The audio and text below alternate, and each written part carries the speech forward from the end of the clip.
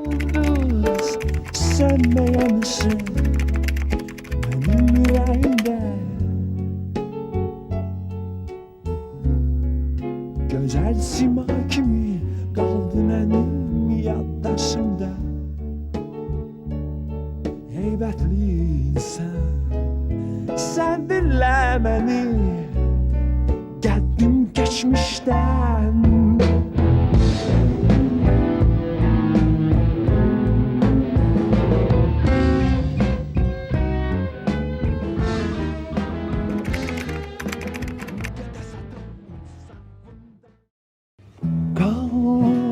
Dağların zirvesine zulme çekilsin, uyansın güneş. Aç balaca kanatlarını, dünya gözler seni uçuşlar. Sanki köpek ağlar kuş, öksektirirsin ama güçün.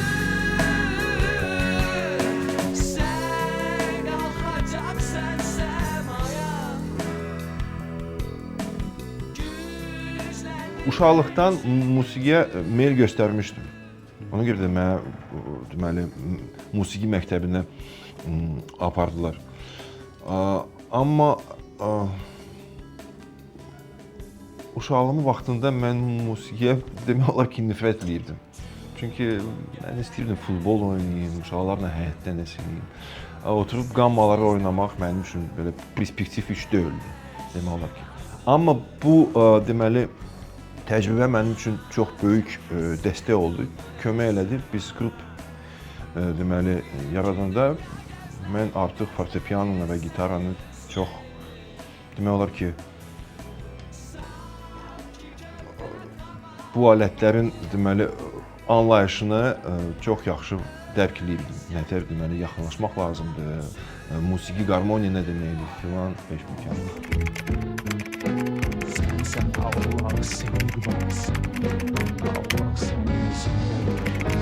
Sal derdini ey şeytan, Allah benim özümdedir.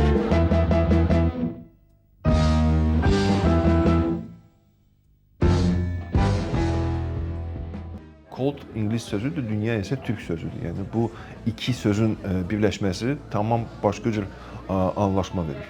Cold ingilis sözüdürsə, biz soyuluğu bir introvertlik kimi nəzərdə tuturuq. Yəni pragmatiklik, introvertlik. Dünya isə etirazın analogiyasıdır. Və bu söz daha şərqli insanlara, şərqli mədəniyyətlərə məxsusdur. Və bu iki sivilizasiyaların birləşməsi alternativ baxış və musiqiyə, dünyaya, insana alternativ baxışı təklif edir. Sen dinle beni, geldim geçmişten.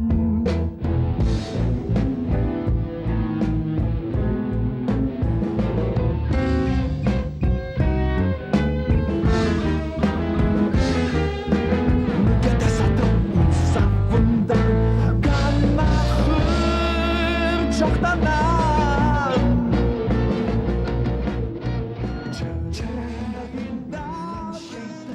90-cı illər Azərbaycanın ən deməli azad dövrü olmuşdu. Bu elədir.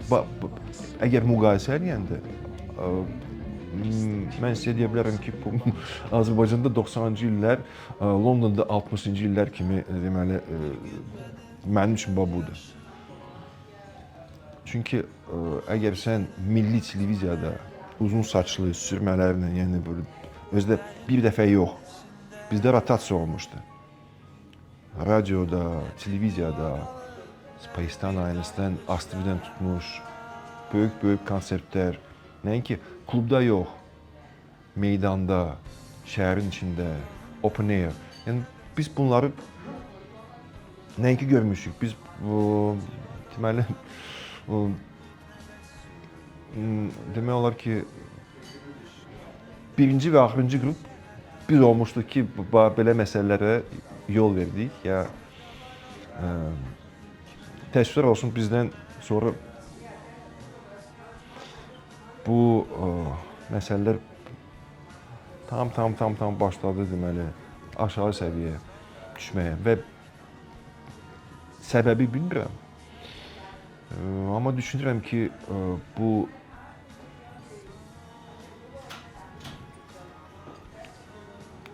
çox təəssüflər olsun, yəqin ki, siyasətdən asılıdır.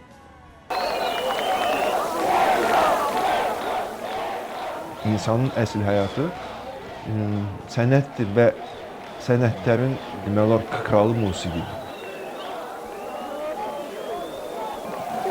İşte okuyabilirsiniz. Böyle. Ha? Hevesiniz var okumaya. Özümü çox xoşbəxt və çox belə real insan kimi başlamaq hiss eləməyə. Çünki musiqi mənim üçün reallıqdır. Nəinki bu həyat ki, biz sizlə yaşayırıq.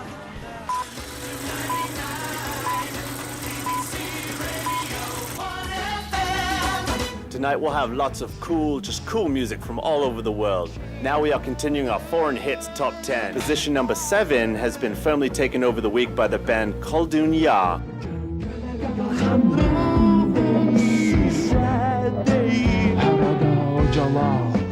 Siz özünüzü mənim yerimə qoyun da, bax. 23 yaşım var. Səhər tezdən durursan, radio açırsan, BBC səslənir və nəinki BBC səslənir Bakıda, sən BBC-də səslənirsən. Sənə həyat bağışlayırlar, belə. Sən, düzdür, həyat təcrübəsi olmayanda özünü şah kimi başlayırsan başqa insanların qarşısında göstərməyə. Biz həmişə özümüzə qiymət verirdik, həmişə. Biz bilirdik biz nəyə qadirik. Yəni, əgər biz bunu eləyə bildiksə, o deməkdir ki, biz buna qadirik. Yəni, amma heç vaxt biz başqa insanlara belə bir mən yenə deyirəm, mən ona farmazonluq deyirəm. Heç vaxt bu farmazonluğu göstərməmişik ki, görürsən, biz bunu elədik, amma sən kimsən, sən onu eləyə bilməzsən. Çünki sən oradasan, biz isə yuxarıdayıq. Yox, bizdə belə rusların bir çox gözəl sözü var. Vысокомерие. Yuxarıdan heç vaxt heç kimə baxmamışıq. Prosta sadəcə olaraq biz özümüzə qiymət verirdik. Çünki qiymətləndirirdik özümüzü. Amma o ki qaldı sualınıza, bizə həyat bağışlayırlar. Şəxsən mənə. Mən birinci dəfə özümü BBC-də, taksidə qulaq asdım. Yəni məni sürücü harasa, taksi harasa aparırdı. Axşam. Və o vaxtı bilmirəm, siz neçənci ilin təvəllüdünüz? 94 mən, Samirə 97. 96-cı ilin payızıdır. Və sürücü radionu açdı və axşam saat 10-dan saat 11-əcən ANS-də BBC radiosu səslənirdi Londondan. Qafqaz xidməti. Bütün deməli Zakafqaz xidməti.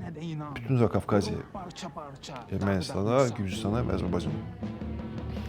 Və mən həmin maşında, həmin deməli taksidə öz mahnımı və özümü, öz səsimi birinci dəfə eşitdim və tez-tez başladım sigara çəkməyə. Çox həyəcanlıydım, çox həyəcanlıydım.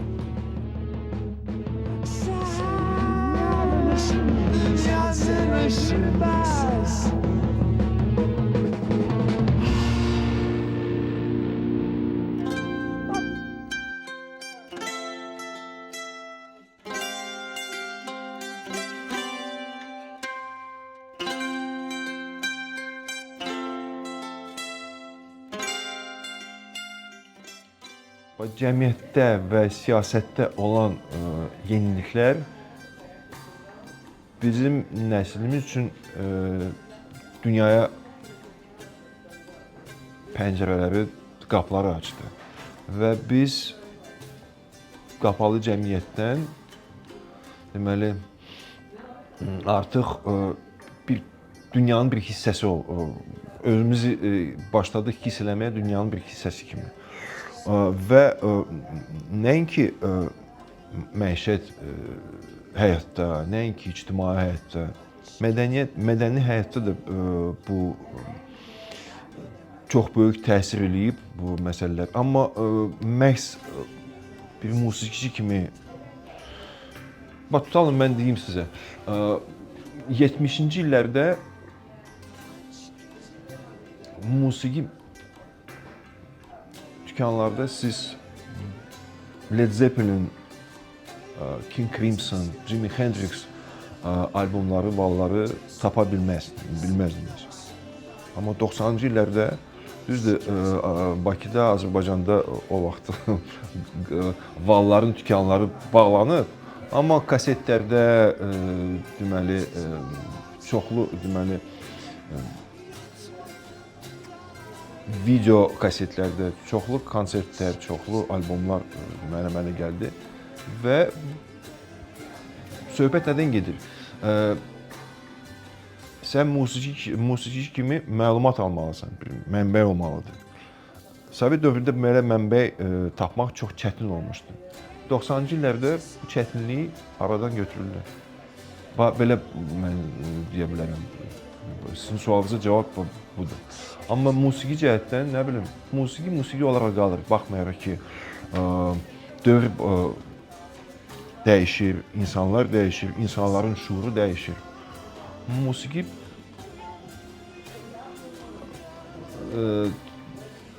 William Blake çox gözəl demişdi bu halda. Musiqi bu həyatdan daha önəmlidir və daha böyükdür. Biz bu həyatı yaşayarkən illüziya kimi yaşayırıq. Amma musiqi əsl həyatdır.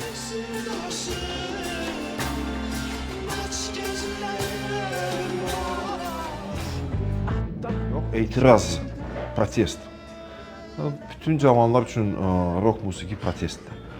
Amma mən tamamilə başqa cür baxırdım buna. Düzdür, protest növü də orada vardı mənim üçün, amma əslində qarmoniyalar, çoxlu səslər, Beatles qrupunun çox gözəl deməli mahnıların içində səs strukturasının yaratması vardı. 3 səsli mahnılar. Mənim üçün bu çox cəlb edici olmuşdu. Çünki biz o vaxta qədər belə tutalım mən özüm belə musiqini qulaq asmamışdım. Və bu çox cəlb edici olmuşdu.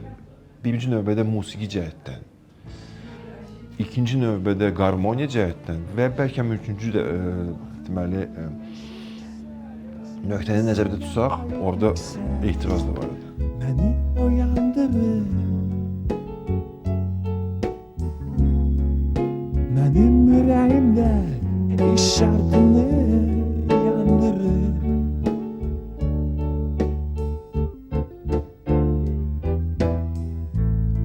Bu İraq ulduz sönməyən ışıq mənim ürəyimdə.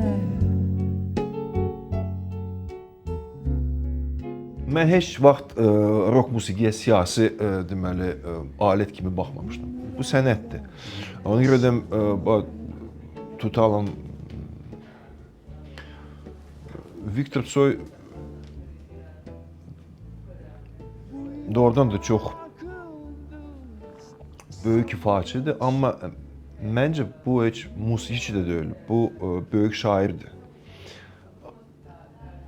İctimai cəhətdən baxsaq, düzdür, o çox lazımlı sözləri deyə bilib. Amma mənim üçün heç vaxt və bu günə qədər ictimai məsələlər sənətlə qapılı deyildir. Yəni mən düşünürəm ki, sənət tamamilə başqa bir deməli kainatda yaşayır.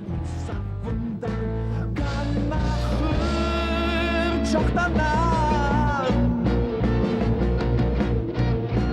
çöreğinden bilen şeytan Dinle büş katılmıştır.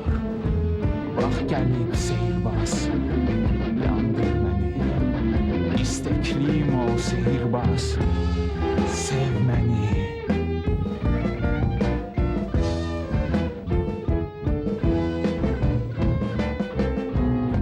Çox sahədə özümü sınamışam. Yəni baxıl görək başımıza nə gəlir indi, amma mən deməzdim ki, mən artıq bir keçmişdə olan kimi Teymur Nadiri səhnəyə çıxaram. Bəlkə bir bəstəkar kimi nəsə yazaram, musiqimi səhnədə kimsə ifa eləyə bilər. Amma mən özüm səhnədə özümü artıq 52 yaşımda görmürəm.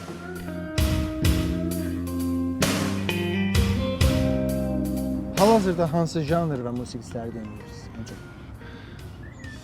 Ancaq klassik musiqi. Bach, Johann Sebastian Bach, Henry Purcell, Gustav Mahler, Sergey Rachmaninov, Prokofiev, Debussy. Bu qədər.